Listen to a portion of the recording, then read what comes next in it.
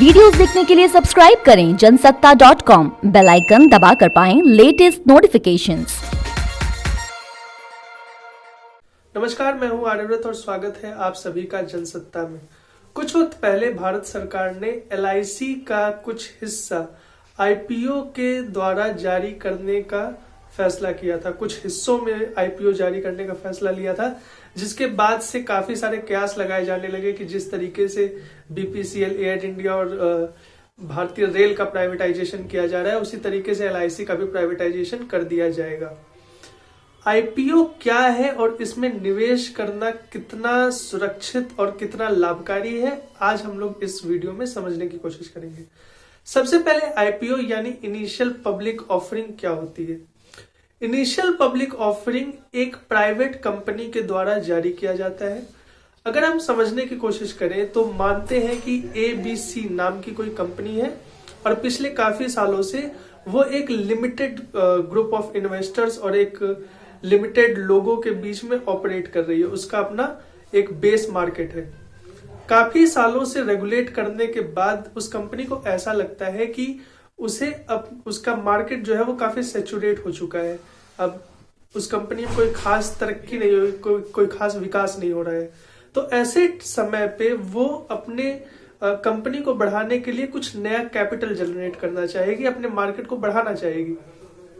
इसके लिए जो पूंजी लगेगी, उस पूंजी को पैदा करने के लिए उसके पास दो साधन हो सकते हैं। पहला साधन ये हो सकता है कि वो लोन ले और दूसरा साधन हो सकता है कि वो सेकेंडरी डायरेक्ट मार्केट में इन्वेस्ट करे।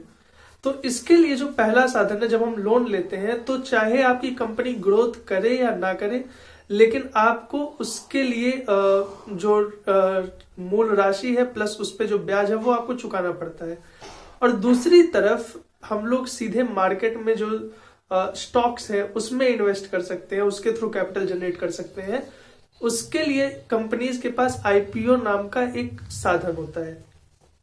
IPO में आप अपनी कंपनी का कोई स्टेक, चाहे वो मानते हैं 2% स्टेक आप स्टॉक्स में लगाना चाहते हैं, तो उसके लिए जो प्राइवेट कंपनी होती है वो एक इन्वेस्टमेंट बैंक को हायर करती है।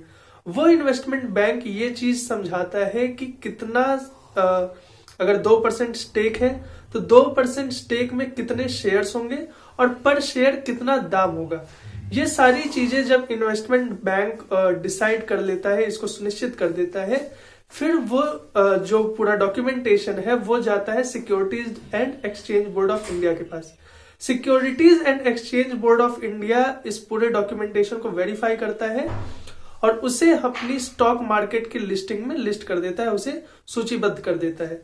सूचीबद्ध होने के बाद एक लिमिटेड समय के लिए वो आम जनमानस के लिए खुला होता है, 10 दिन या 15 दिनों के लिए। 10 दिन या 15 दिनों में जब पब्लिक इन्वेस्टर्स, आम जनमानस जब उसमें इन्वेस्ट कर देता है, उस शेयर को खरीद लेता है, तो उसे स्टॉक यानी कि सेकेंडरी मार्केट में डाल दिया जाता है। सेकेंडरी मार्केट में डालने के बाद उसकी डायरेक्ट खरीदारी नहीं हो सकती। कंपनीज को पैसा मिल जाता है और जैसे जैसे कंपनी ग्रोथ करती है उसके इन्वेस्टर्स को उसमें रिटर्न मिलता है। IPO basically securities and exchange board of India के द्वारा इंश्योर्ड मोड है इन्वेस्टमेंट का, और इसमें इन्वेस्टमेंट करना आमतौर पर बाकी मेथड से ज्यादा सुरक्षित माना जाता है। ये कंपनी के लिए लाभकारी होता है क्योंकि उसे अच्छी खासी पूंजी मिल जाती है, हालांकि उसे securities and exchange board of India के सारे नियम और कायदे कानूनों को फॉलो करना होता है, उनका पालन करना होता है। ये IPO की है पूरी कहानी, पूरी दास्तान। और इसके बारे में आपको क्या कहना है आप हमें कमेंट सेक्शन में लिख के जरूर बताइए और अन्य खबरों के लिए बने रहिए जनसत्ता के साथ। नमस्कार।